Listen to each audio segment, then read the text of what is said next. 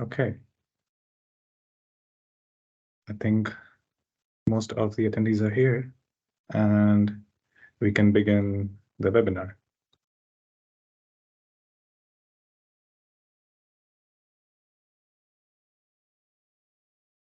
Yeah.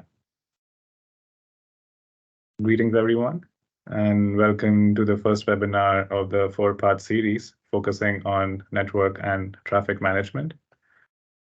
We'd like to have a nice and interactive webinar, and for that, I would want to make sure that you're able to hear and see the screen clearly. So if yes, I'd be happy to see thumbs up reaction from you on the platform. For that, you can select the React icon and on the top of the Microsoft Teams, and you can do the same. And if you also like some certain points during the presentation, you can also send thumbs up, hearts, or applause reaction. And yeah, and then let me know. Can I get some reactions? Okay. Great. Oh, there are still some people coming in. Perfect. I can see one from Alex. Yeah. So before we begin, this meeting will be recorded for publishing online and internal purposes, that is meeting minutes. So please raise your digital hand if you wish to speak, and mute yourselves if you are not speaking. And if you wish to speak, be aware that you might be visible on the screen while the recording is ongoing.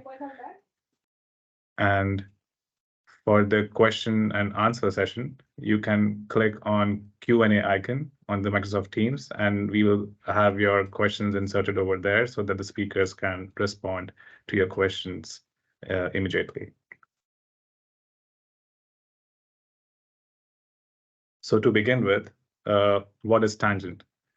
Tangent aims at developing new complementary tools for optimizing traffic operations in coordinated and dynamic way. It aims to help participating cities help achieve an efficient, environment-friendly, safe, and a multimodal transport network. This is done to reduction in travel time, reduction in CO2 emissions, reduction of accidents, and also shift towards a more sustainable transport that is public transport with its modal share. There are different partners which represent the European countries. These range from Belgium, Germany, to Spain and United Kingdom. And regarding this project, there are 4 main cities which are participating in the overall participation, and this includes the Lisbon in Portugal, Greater Manchester in United Kingdom, Venice in France, and Athens in Greece. And what is the aim of the webinar series? The key objective is to engage stakeholders and experts in thematic discussions to stir effective knowledge exchange and the future market uptake of the project's results. These stakeholders and experts include authorities and decision makers, traffic managers, transport operators, service providers, industry, research organizations, and users. To cover all of this, we have an agenda prepared for you all. And there will be basically 2 main presentations, which will have 2 polls, one before the presentations and one after the 2 presentations.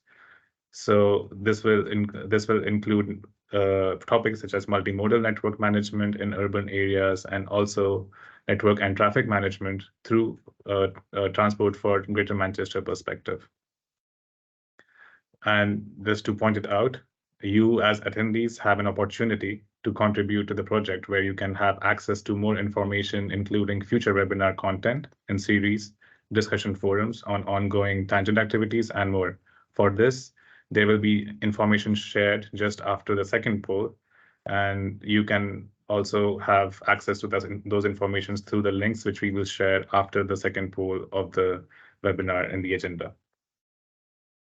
And just to introduce you with the 2 webinar speakers, we have Laura from Polis and Hannah from Transport for Greater Manchester.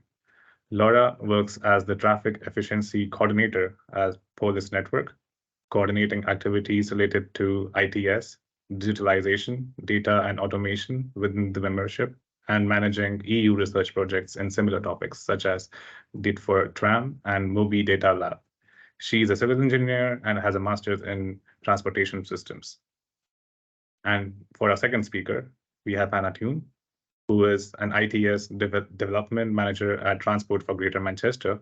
She's managing projects ranging from traffic signaling and ITS schemes to more recently smart cities, IoT, and CAM projects.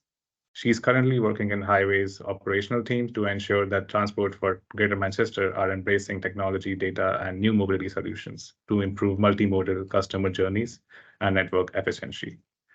She's also delivering pilot schemes with various technologies, which includes vehicle to infrastructure communications development, deployment of 5G connected corridor for smart traffic signals, utilizing artificial intelligence for adaptive signal controlling, and also working on the Horizon 2020 funded project, Tangent, which is what the webinar is part of, to develop multimodal traffic management solutions that address the real-world challenges of cities and stakeholders.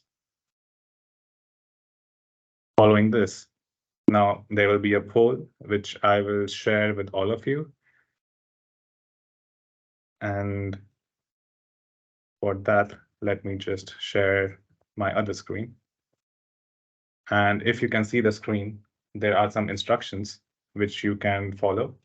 There is a menti.com. And I would be happy to, if all of the attendees goes to the menti.com and they enter the code which is displayed on the screen. And once you display the screen, once you enter the code and the screen, I will go forward towards the question. Okay, I can see a lot of thumbs up, which is great. And I'll go to the question. So the question is, what words come to your mind when you come across the term network and traffic management? So you can start typing in your responses on the Menti. You can still see the information on top. And once we have some responses, we'll see some answers, hopefully, on the screen. Okay, we have two responses. Traffic lights, congestion, coordinating, bus lanes, GIS, traffic signals, traffic lights, bus lanes, governance, operation, optimization. Okay, the traffic lights is, I think, in the center, and we continue maybe a few more seconds to get everyone's response on this. We have right now 17 responses, 23 responses. Okay, congestion. Now the traffic lights has been swapped by congestions.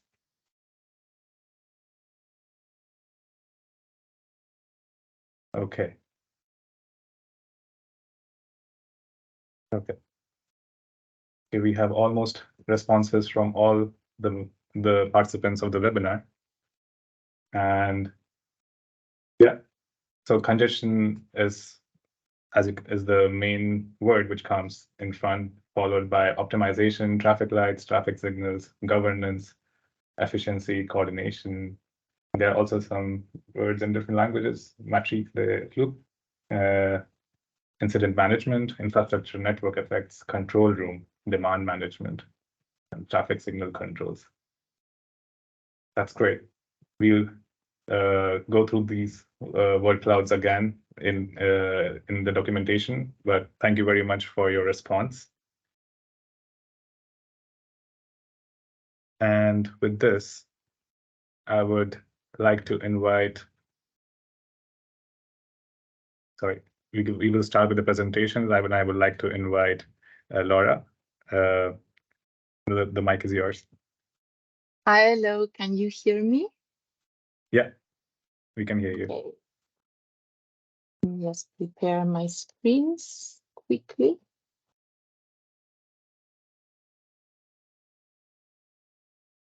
Wait a second. No, not this one. Okay. Now you can see my full screen, right? Yes, we can see you. Perfect. Perfect. So hi everyone, welcome from my side. Already Lakshya introduced me, but I work for Polis Network. If you don't know what this is the network of European cities and regions working for sustainable transport innovation. We are one of the partners in Tangent, but actually traffic efficiency is a topic where we work also a lot outside of projects. And this is also a bit what I'm gonna be talking today.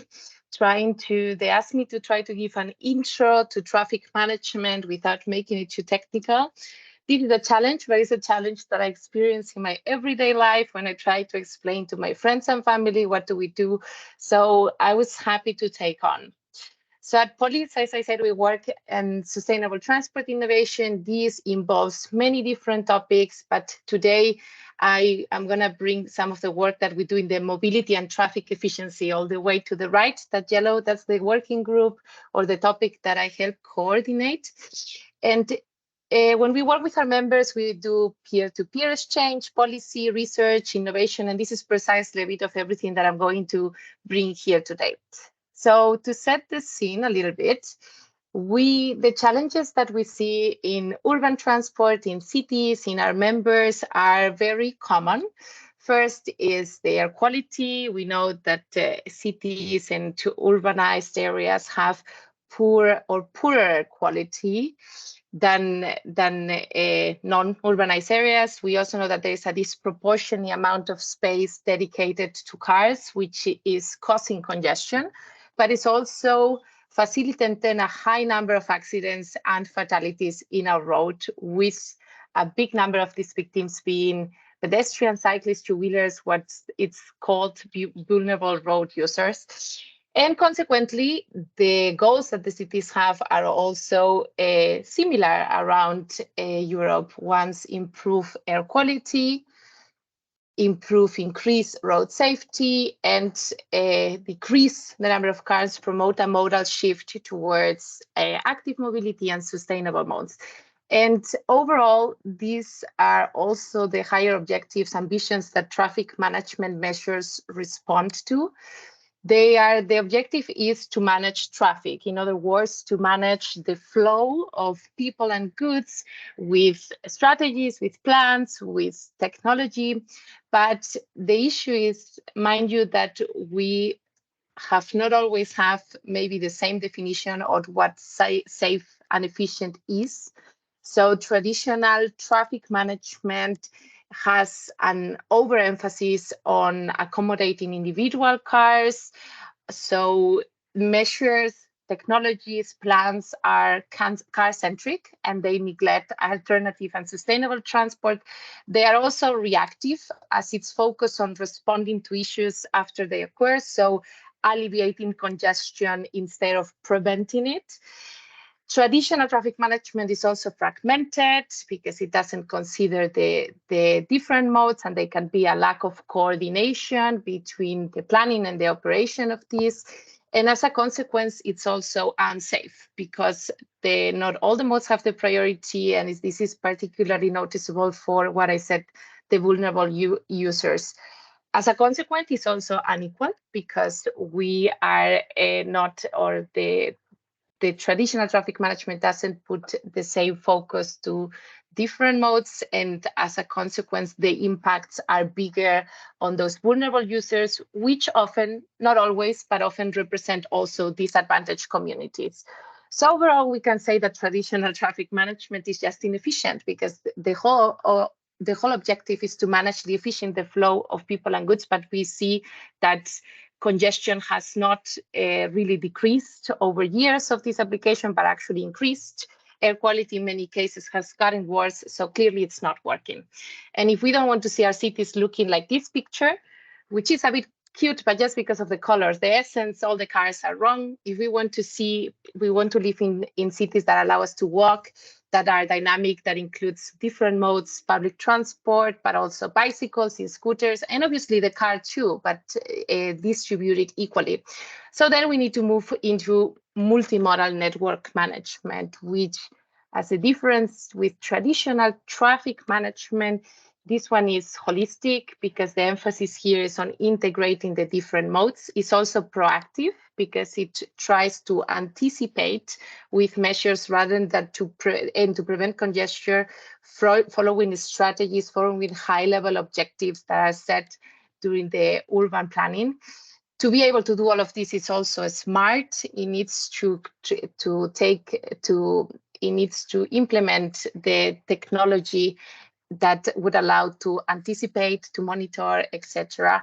It also needs to be, of course, environmentally responsive to the changing environment, but also to the changing, let's say, requirements, to the changing barometers, and it needs to be safer, integrating not only cars, but also focusing and prioritizing cycling and walking. And as a consequence, well, it will be more equitable because the focus is not put on one mode, cars, but it's actually distributed equally. So trying to make the flow, to manage the flow of people and goods in a way that responds to all communities. And looking at specifically, I mean, that was a bit the theory, but what elements do we think of or do we have when talking about traffic and network management? Let's say that the first block are the most traditional ones. So you have the traffic circulation plans, which are static. They are the plans that define the organization of traffic and that provide, let's say, a blueprint for optimizing the mobility. What we also call an UVAR, an urban vehicle access regulation. There is, of course, dynamic traffic management, which are usually strategies that depend on events like, let's say, an accident, or there is a football match that requires a different organization of the traffic flow. All of this needs to be based on a classification framework, on a road classification framework. And this one traditionally, again, was done looking at the car. So giving us the function, the capacity, the use, but from the car or motorized vehicle perspective. And then finally, we will also have a traffic signal plan, which is what gives us the red lights, how do they work, the different timing, but also static traffic signals like a stop sign or even road marks. But if we want to move towards multimodal, then we need to include here the integration of public transport, of the curbside, so parking management strategies, of the walking and cycling paths, and we need to have a really good in place real-time monitoring system to be able to, as I said, predict, to collect data to predict, but also to act, and ITS to have intelligent transport systems that would allow you to have this reaction. So adaptive traffic signs, this type of elements. And one of the basic things is the functional road classification scheme. So to have a scheme that doesn't look only at the function of the road in relation to the car, but in the other modes and with different priorities. And here I talk about it very broadly, but also know that we see a lot of differences between cities and between member states. Sometimes the approach has been to combine two of these documents and that's a master plan. Other times they received other names. And this is, of course, an issue, this lack of harmonization. But in the end, one of the important things that has been pushed in the past years is to have, above everything else, the sustainable urban mobility plans that define the high-level objectives and the strategies that the rest should follow or translate to the different sectors. And just to give maybe a bit of a clearer idea with one example, so Groningen presented their approach to multimodal network management in the last meeting that we had with our members on this topic in September.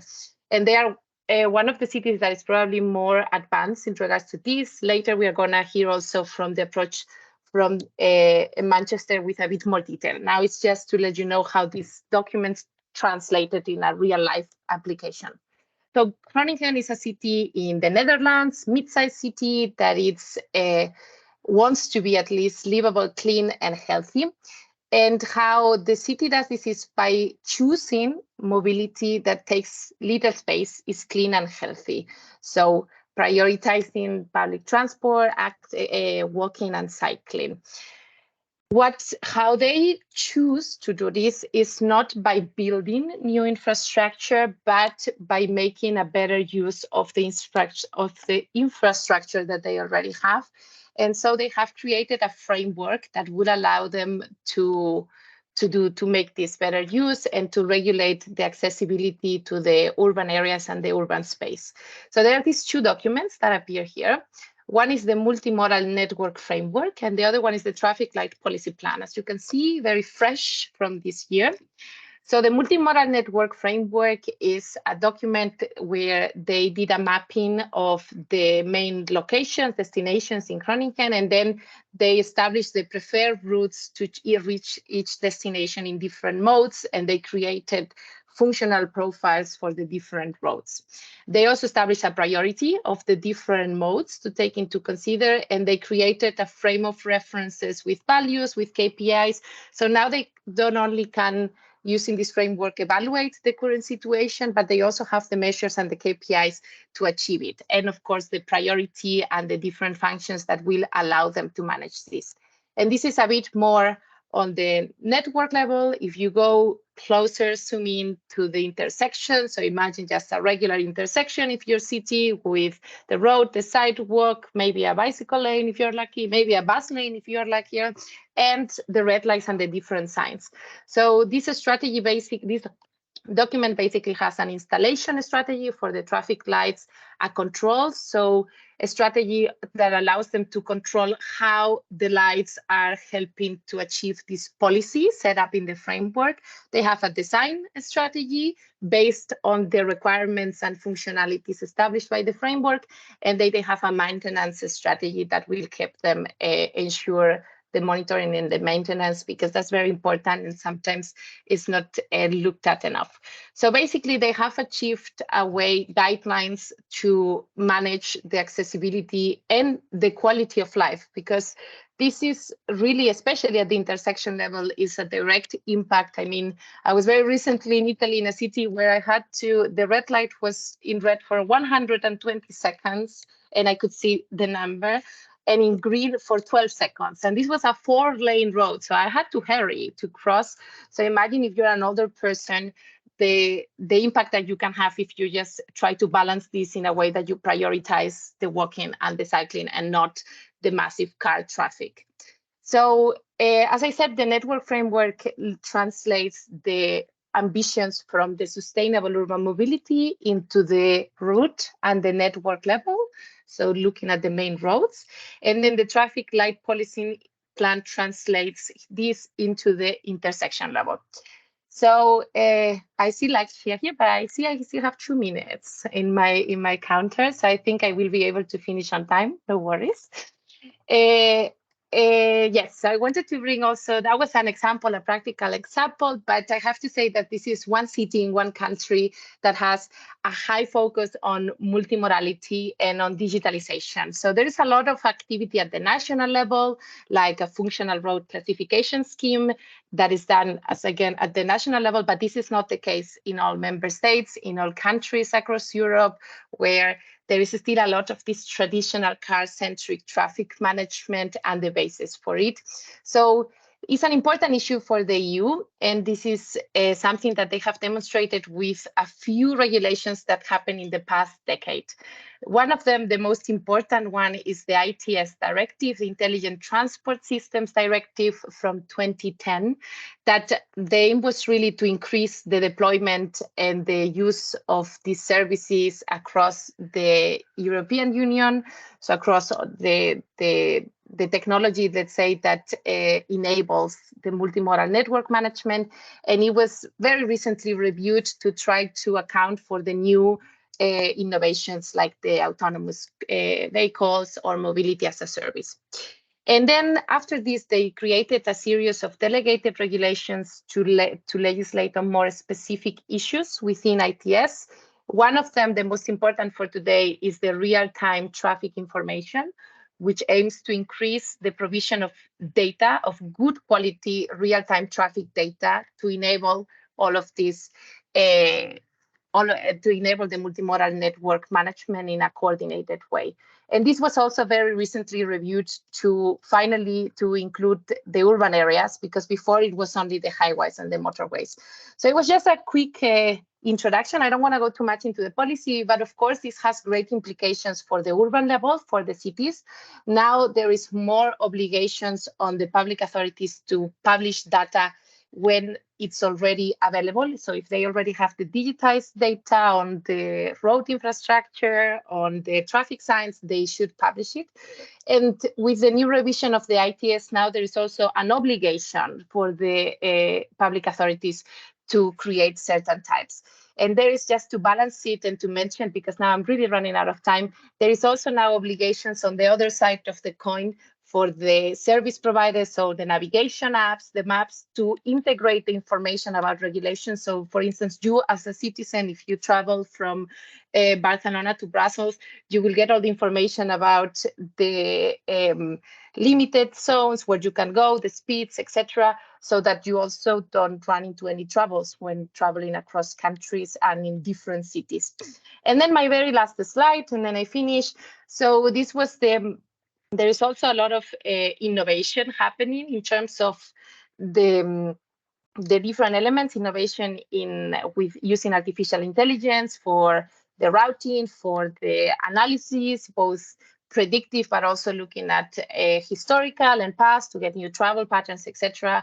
There is innovations with the smart traffic lights, with how they react to the results coming from these new routings and analysis, etc. There is, of course, innovation in the communication between the vehicles, the cars, and the infrastructure, the traffic lights, and vice versa. Digital twins, of course, in the data exchange. Here, we are going to see a lot of things happening now with the data spaces. It should facilitate the sharing of data if there is issues with privacy. We all are very mindful of our personal data, and this should also apply to traffic and data collected in other modes. And just a mention to the projects final, and then I finish to the projects on the right side. These are projects where either policy is involved or closely collaborating with, that are working in the traffic management and in the data domain, and that have joined forces in a cluster that is called the Forefront Cluster, and that I'm sure that either you have heard of us or you will hear of us. And that's it. I know I went a bit about time, sorry, but now I'm done. I don't know if there are any questions. I cannot hear you. I don't know if it's me. Sorry. Thank you so much for your presentation, Laura. I just gave a applause reaction. And people can also react if they liked, and yeah, their thumbs up and applause. People are reacting. And we will quickly go to the Q&A section, where everyone, if someone has any question, they can put it in the chat. And we already had some requests regarding the documents. So we shared one link, and the second link was also shared in the chat. And we are thankful for the people who were sharing the information. It was mostly regarding the traffic light policy documents regarding Groningen. So that data is already shared. And we'll just wait for some questions to see if someone has any questions from the presentation. Can give that some few moments. And if someone wants to raise their hand, they can also raise their digital hand, and we can also let them speak if you feel you want to raise your voice in the webinar.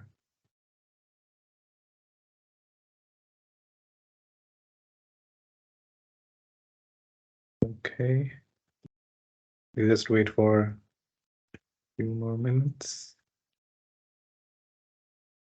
And okay, while we are waiting, maybe I can just follow up a discussion with you, Laura. So as you are coordinating activities with different actors, so what are the challenges which you come across in coordination between the local, national, and even international actors in the network and traffic management? I mean, I think that the biggest challenge for a long time is that there was not a focus on urban level at all. And this is what has been changing in the past few years with the new revision of the RTTI and these national access points that were set by and the NAPCOR project also that allows for a lot of exchange around this. Besides that, I think that there is a little bit of a problem in deployment and the follow-up in the projects that we have here in traffic management, where there is a lot of things being tested, but maybe it's just harder than to scale up or to follow up. So that is a bit of a shame. I think it's something that for the cities, the projects are very good because it allows them to try out things. But yeah, the implementation later is what is maybe a bit dragging. It's advancing, but maybe just not as fast as the EU would want. Yeah, I think I agree with the points that you conveyed, and there are always some lags and coordination. That's why we as transport managers have to come in between and coordinate activities. Indeed. And there's also, a lack of national framework support with, especially in terms of the EU policy, and not to say that it's not changing. It is definitely it's more happening, and we have a lot to learn from the Dutch, from the Netherlands, and from the Northerners. But it's a challenge. It's a challenge, especially for the smaller municipalities. The bigger ones usually have also more resources to do their own thing, but for the smaller ones, I think it is a bit of a bigger challenge when there is not that much support nationally or even regionally, but that's less. Yeah. Thank you for the insightful thoughts on the topic. And I think we are done with the Q&A session for the first presentation. And in case people still have some questions, you can still write your questions in the Q&A session, which I have mentioned in the Microsoft Teams. So you can always have them, and the speakers will be there to respond even in text in case they are not able to speak immediately. So keep that in mind, and the Q&A session will always be live. And with that, I thank you, Laura, for your presentation.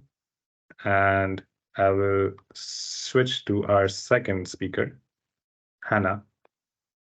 Yeah, here you are. Hi everyone.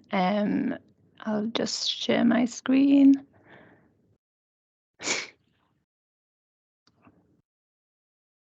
Okay. So can you see that in full screen? Yeah. Yeah, we can see the screen. Yeah. Oh, sorry, there's quite a few slides in that deck. Perfect. Right. Yep. Okay. So my intro slides. Yep. Great. Thank you.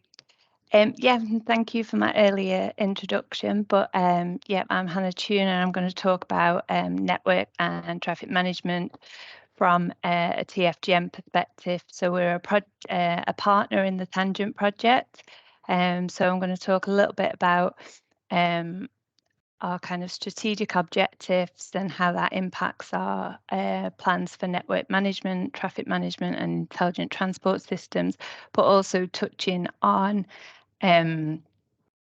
how this has been guided by Tangent and the kind of benefits of being involved in the Tangent project as well. So just looking at what Transport for Greater Manchester does. So we're the Transport Authority for the 10 Greater Manchester districts.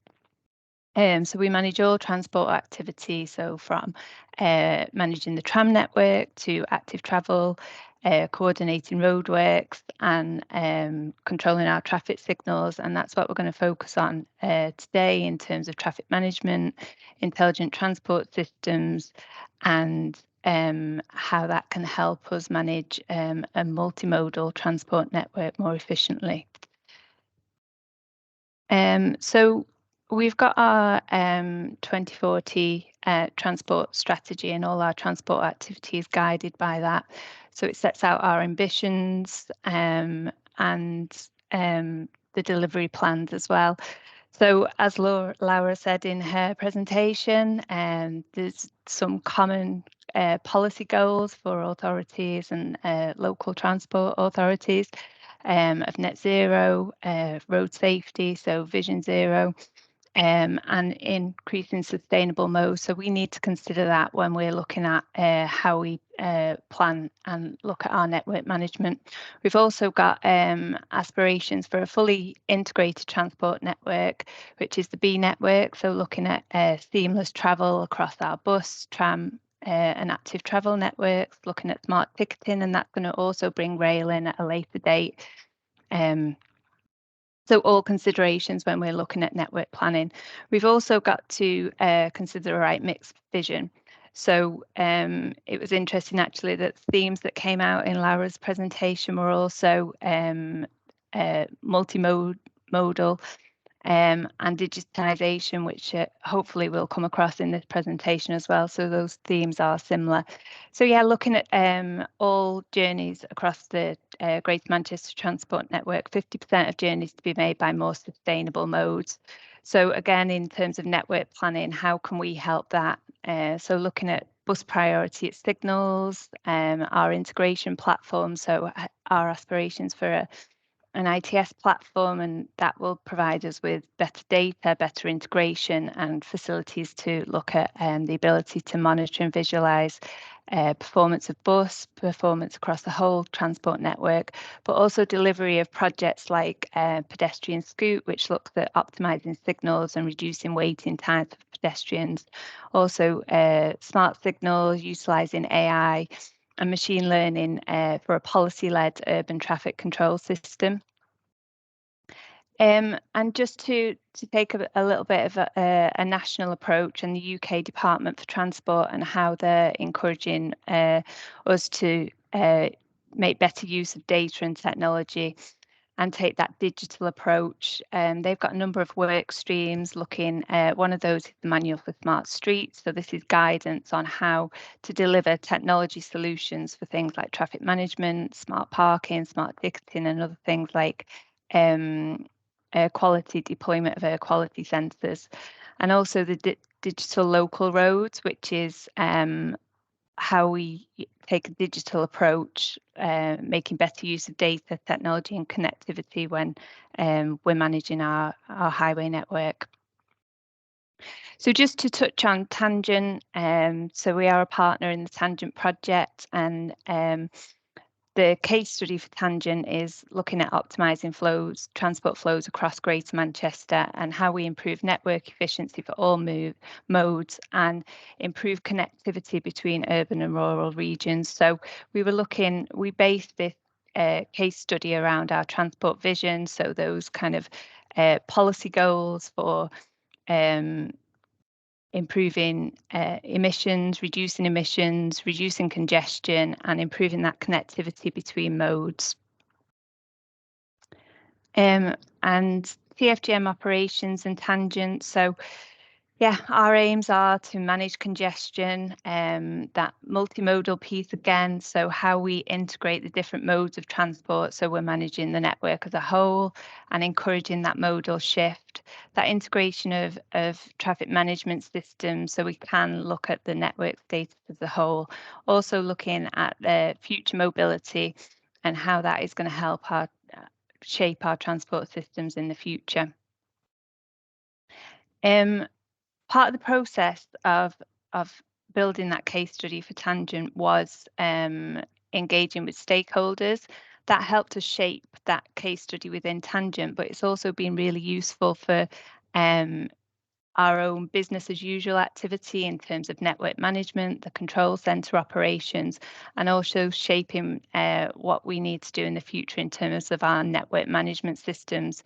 So it allowed us to engage with wider stakeholders, but also working quite closely with our operational control centre and their kind of pain points and real challenges in terms of the different data sources they've got to manage, the number of systems they're dealing with on a daily basis when they're looking at event management, incident management, traffic control, and dealing with the different modes, so bus, Metrolink and National Highways. So this is just a quick overview of the kind of data and technology that the control centre are managing on a daily basis. So we've got thousands of traffic signals, various assets on the highway network, so CCTV, VMS for getting that customer information out there, but all that different sensing technology as well as third-party data, and again dealing with those roadworks and events on a daily basis. So it is a changing environment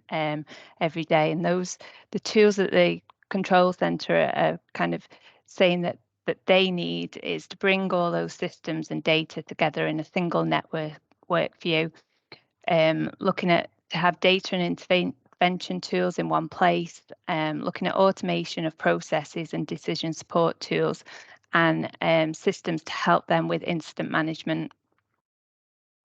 And this is a quick snapshot of just all the various logs, what's going on the highway network, just in terms of Metrolink, road traffic collisions, bus, traffic signal faults, all the social media side of things, and feedback from customers and getting customer information out there. So all those things that the control centre are dealing with on a daily basis.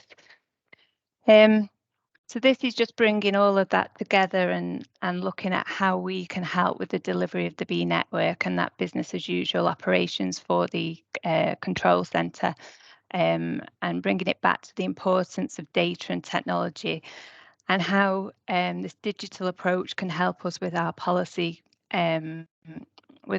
goals.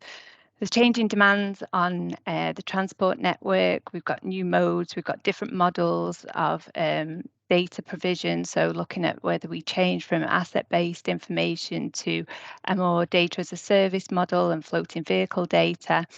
And there's things around digital transformation and data integration. And we need to look at how we can do things differently for future mobility systems as well as that kind of customer information and customers wanting more information on their journeys and wanting it in an increasingly digitized way. And this again is looking at that one journey for intelligent transport systems and how we can help multimodal journeys. Again, looking at those policy objectives, how we achieve them, and policy and data-driven ITS. So we've got some themes of intelligent network management, data and insights, and customer information linked to controlling, monitoring, and informing the network.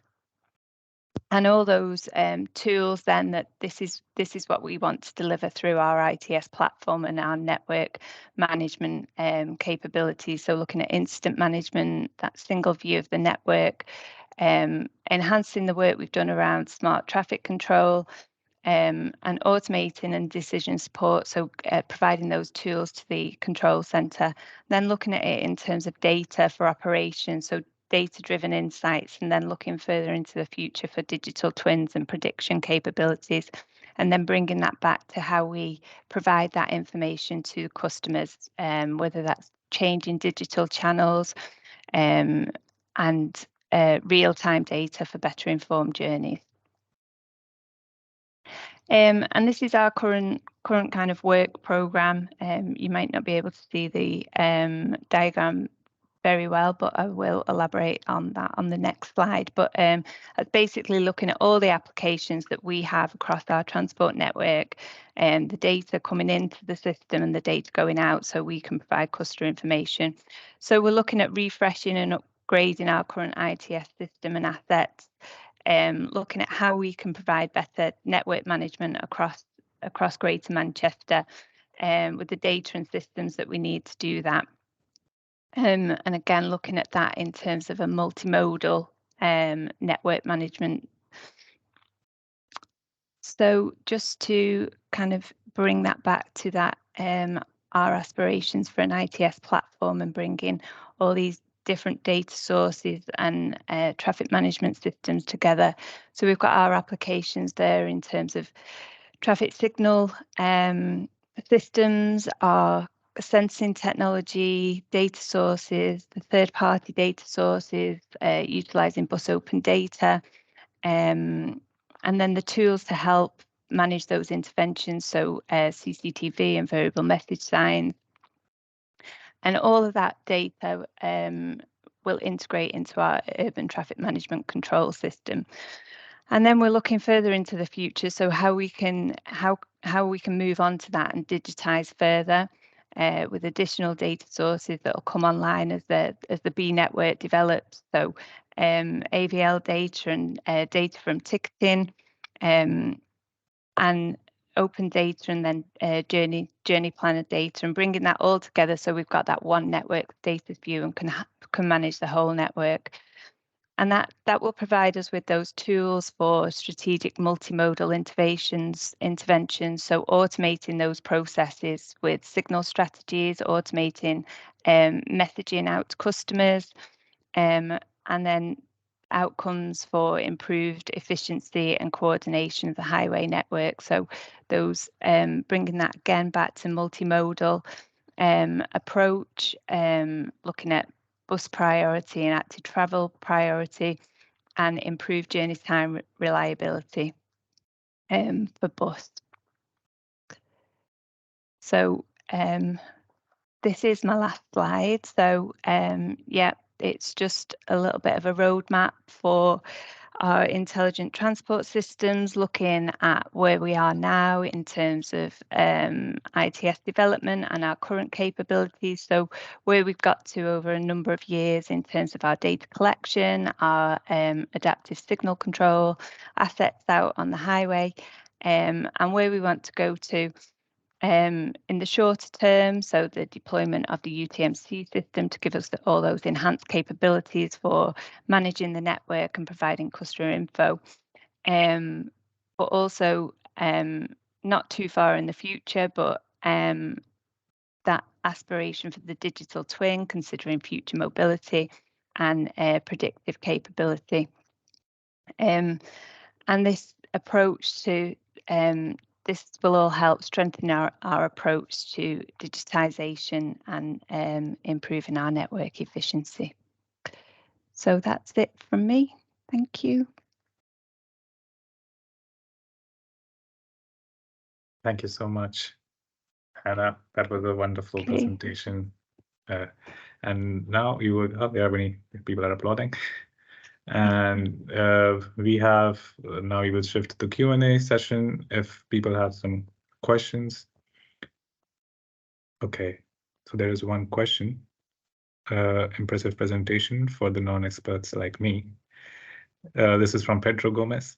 He says, I would like to ask if you could elaborate a bit more on the role of predictive technology, artificial intelligence in traffic management at city level. Yes, so we have done a project recently, R&D project around utilising artificial intelligence and machine learning for adaptive signal control. That involved deployment of video analytic sensors, so to count and classify on the network at a signal junction. So we were then able to, with that count and classification information, which is fed into the signal control algorithm, we're able to adapt the signals based on our policy levers. So if we wanted to provide priority for bus or provide priority for pedestrians where there's a high volumes of pedestrians at perhaps stadiums or event locations, then that information from the count and classification allows us to do that. It is a research project. We are looking to build on that, but yeah, we can provide more information if anybody needs that. But yeah, in terms of predictive capability as well, that's something that we are looking to. We use AIMSUM for our modelling capability in-house within TFGM, but we're looking towards AIMSUM Live, which would give us that real-time model, allowing us to kind of be more reactive, see what's happening in real time in terms of modelling and how we can change and adapt our signal strategies, our signal control, impacts of road closures in real time, and it's an aspiration to link that into our ITS platform and our kind of network management systems. Thank you. And we have another question for you, Hannah. There's like, it says, how accurate is the quantification devices for the sustainable modes like pedestrians and cycling? Like, are you maintaining a certain confidence factor in this data before feeding it to UTC? Yeah, so I think that is something, as I mentioned, it was a research and development project, but probably colleagues, I know I've got quite a lot of TFGM colleagues on this call, might answer that better in terms of the actual quality of the data, but we have done assessments on that quality of data. And I think that's something we've considered over the years with network management, because just maybe not thinking about the video analytics for now, but before feeding information out to customers, we obviously need to make sure it's quality data. So we do have a network of Bluetooth sensors for journey time information at the moment. We haven't used that for any interventions, traffic management interventions, because we're not 100% sure on the accuracy and granularity of the data. So we are looking at alternative data sources. So it is something that is considered, and I'm sure there are. I can maybe provide a link later on to the actual sensing technology for that Smart Junctions project, and I'm sure there are kind of figures and facts about the kind of reliability and the confidence factors. Thank you so much for your response, Hannah. There were some interesting questions for you. And all the attendees, they can pose their questions. We can also carry them forward later. And because right now we are running out of time for the question and answer session, but for sure, if we can carry forward this session, the question and answers through the Tangent Forum, which I will present to you in the coming slides.